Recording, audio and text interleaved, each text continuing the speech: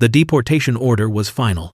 24 hours to leave the country he'd called home for 38 years. Miguel Santos had served 2 tours in Iraq, earned a Purple Heart, and wore his Hell's Angels patch with the same pride he'd worn his uniform. But none of that mattered to the ICE officer processing his paperwork, a man who looked at Miguel's face with cold efficiency and stamped the order without hesitation. Miguel's wife collapsed. His 3 children, all born in America, screamed for their father. 200 Hell's Angels watched in rage as federal agents put their brother in handcuffs. Miguel Antonio Santos was 2 years old when his mother carried him across the Rio Grande on her back in 1987. She was fleeing violence in Juarez that had already killed Miguel's father and 2 uncles. She was desperate. She was terrified. And she was determined that her son would live. They made it to El Paso, then to Phoenix, then finally to Riverside, California, where Maria Santos cleaned houses and raised her son in a 2-bedroom apartment that she shared with 3 other families. Miguel grew up American in every way that mattered. He spoke English without an accent. He played Little League baseball. He went to Riverside High School and graduated with honors. He fell in love with a girl named Sofia Martinez, whose parents had come from Guatemala legally, and who believed in Miguel's goodness even when the world told her to be afraid of boys like him. When Miguel turned 18, he tried to enlist in the Marines. He walked into the recruitment office with his high school diploma and his dreams, and his absolute certainty that this was what he was meant to do. The recruiter looked at his paperwork and asked the question that would define the next 20 years of Miguel's life. "Where were you born?" "Mexico," Miguel answered honestly. "But I've been here since I was 2. This is my home." "Do you have documentation?" the recruiter asked. Miguel's mother had always meant to file the paperwork, had always planned to naturalize him. But she worked 3 jobs. She couldn't afford a lawyer. The forms were confusing, written in legal English she didn't fully understand.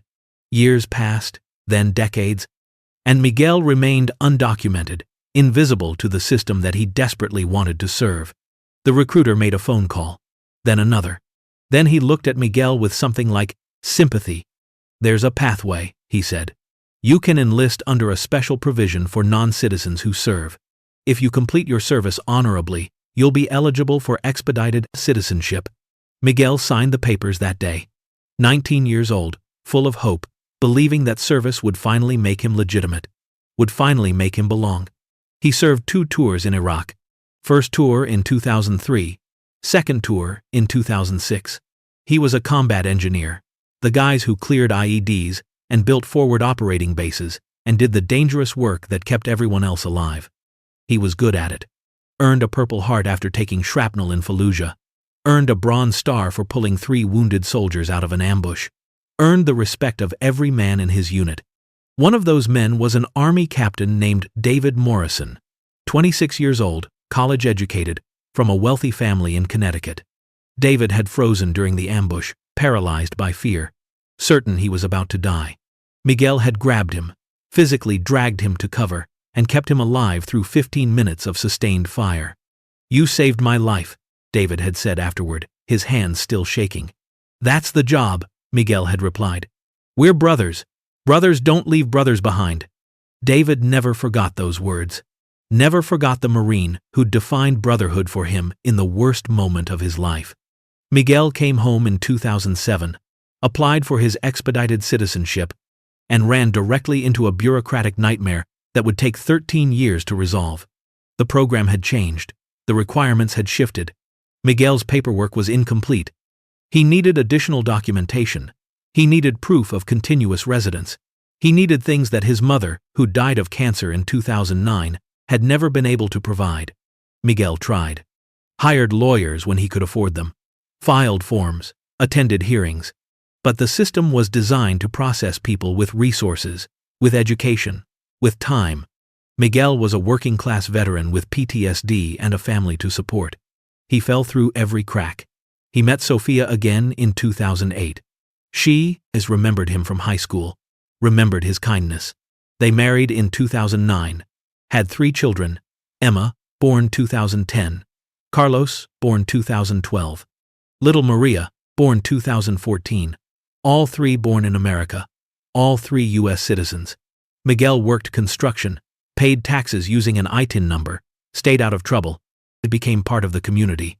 And in 2015, he was invited to join the Hells Angels by a veteran named Thomas Reaper Webb, who'd heard about Miguel's service and his character, and his absolute refusal to give up. "You're already a brother," Reaper had said. "Might as well make it official." Miguel wore his patch with pride, participated in charity runs, helped other veterans, lived a life that honored the service he'd given and the country he loved. And then ICE came knocking. The raid happened on March 14, 2025, at 6:17 in the morning. 8 federal agents at Miguel's door. His wife screaming, his children crying, Miguel in handcuffs, being led to a van while his daughter, Emma, now 15 years old, sobbed and begged them not to take her father. The processing happened at the ICE detention center in downtown Riverside. Miguel was fingerprinted, photographed, and interviewed. His service record was noted. His 3 children were noted. His lack of criminal record was noted. None of it mattered. The law was clear. Undocumented immigrant subject to deportation. No exceptions. The officer processing Miguel's case was named David Morrison. 40 years old now, working for ICE for the past 7 years after leaving the Army. He'd taken the job believing in borders, in law and order, in the idea that rules mattered even when they hurt. He looked at Miguel's file with professional detachment, looked at the photograph, looked at the name, and froze.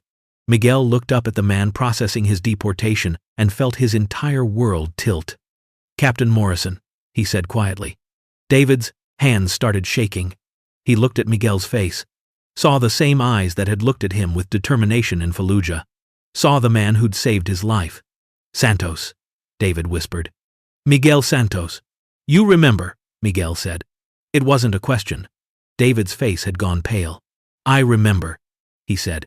His voice sounded hollow. "Then you know I'm not a criminal," Miguel said desperately.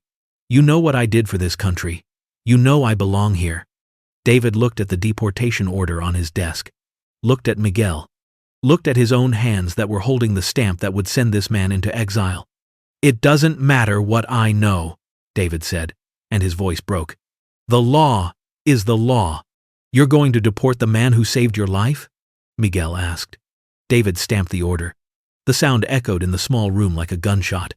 Deportation approved. 24 hours to leave the country. Miguel stared at the stamp, at David, at the betrayal written across a face that looked as destroyed as Miguel felt. "I'm sorry," David whispered. "I'm so sorry." "Sorry doesn't bring me home to my children," Miguel said. The Hells Angels mobilized within hours. Reaper made calls to every chapter in the Southwest. 200 bikers descended on Riverside. They contacted lawyers. They contacted congresspeople. They contacted veterans organizations and immigration advocates, and anyone who would listen. But the law was inflexible.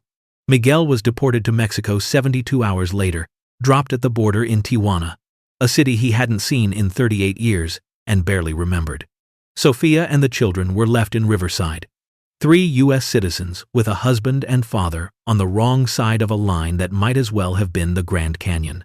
David Morrison resigned from ICE the same day Miguel was deported. He walked into his supervisor's office and put his badge on the desk. "I can't do this anymore," David said. His supervisor looked confused. "You've been one of our best officers. I just deported the man who saved my life in Iraq," David said. "I looked him in the eyes and sent him away from his family. I'm done." He went home to his empty apartment.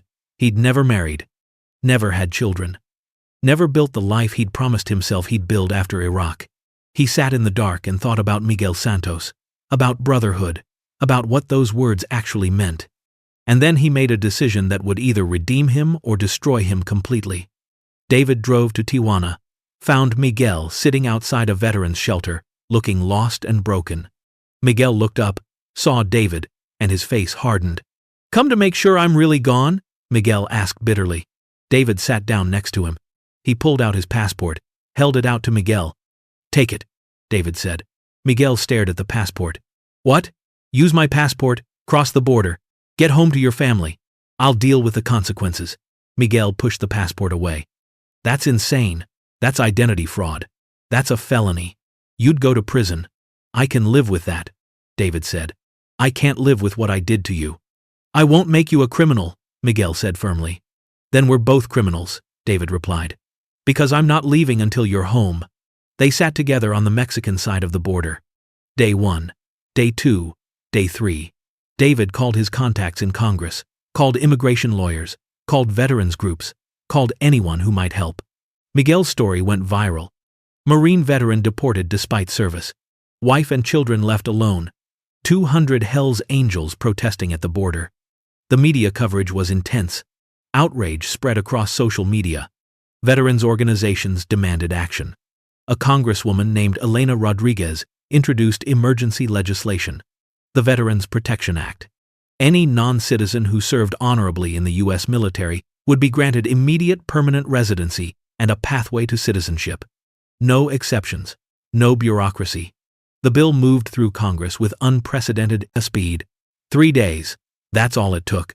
3 days of David and Miguel sitting together on the Mexican side of the border. 3 days of 200 Hell's Angels lining the American side, waiting. 3 days of Sophia and 3 children crying themselves to sleep every night. On the 4th day, the bill passed, signed into law by the president at 3:17 in the afternoon. 1 hour later, Miguel Santos stood at the border crossing, but he didn't walk through alone. He waited for David Morrison to stand beside him. Together? Miguel asked. Together, David agreed. They walked across the border side by side. On both sides, Hell's Angels lined the crossing. 200 bikers standing in silent witness as 2 brothers crossed a line that had tried to destroy them both. Federal agents were waiting on the American side. They arrested both men immediately. Miguel for using false documentation, David for providing it. The charges were serious. Federal crimes, years in prison if convicted. They were released 3 hours later when the governor of California issued full pardons for both men. Emergency executive action based on extraordinary circumstances. Miguel fell into Sophia's arms. His children surrounded him, crying and laughing and holding on like they'd never let go. David stood apart, watching the reunion. He'd done what he needed to do. Made it right. But he didn't expect forgiveness. Didn't expect friendship. He'd still been the man who stamped that deportation order. Miguel walked over to him, extended his hand. Thank you, Miguel said simply.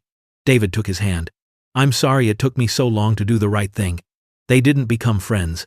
The wound was too deep, the betrayal too fresh. But they became something else, something harder to define. 1 year later, on Veterans Day, Miguel and David met at the exact spot on the border where they'd sat together. They didn't talk, just sat in silence for 1 hour, acknowledging what had happened, acknowledging what they'd both lost and gained. The second year, David brought 10 other IC agents, men and women who'd struggled with the same impossible choices. Miguel brought 50 Hell's Angels. They sat together in silence. The third year, David brought 50 ICE agents. Miguel brought 200 Hell's Angels. The border crossing was packed with people sitting in quiet solidarity. No speeches, no protests, just presence. The media covered it, called it the border vigil, asked what it meant. Neither Miguel nor David would explain. They just showed up, every year. Same day, same spot, same silence. By the 5th year, the gathering had grown to over 1,000 people. Veterans, immigrants, ICE agents, Hell's Angels, families. They came from across the country to sit at the border and acknowledge that the line between us and them, between legal and illegal, between brother and stranger, is thinner than anyone wants to admit. Miguel Santos lives in Riverside with his wife and 3 children. He's now a U.S. citizen, works as a veterans advocate, helping other service members navigate the immigration system. His oldest daughter Emma is studying immigration law at UCLA. David Morrison works for a veterans nonprofit, helps deported veterans find their way home. He's never married, never had children. But every Sunday, he has dinner with Miguel's family. It took 3 years before Miguel invited him. Took another year before it stopped being awkward. Now it's just normal. Complicated, but normal. If this story about 2 veterans on opposite sides of an impossible choice, who found a way back to brotherhood through the hardest path imaginable, moved you, then hit subscribe. Because sometimes doing the right thing costs everything. And sometimes the people who hurt us are the only ones who can help us heal. Drop a comment about a time you had to choose between the law and what was right, or about someone who gave up everything to make things right with you. Smash that like button if you believe that borders are lines only on maps, and that brotherhood transcends citizenship, documentation, and even betrayal. Subscribe because stories about impossible choices and unlikely redemption are what this channel stands for.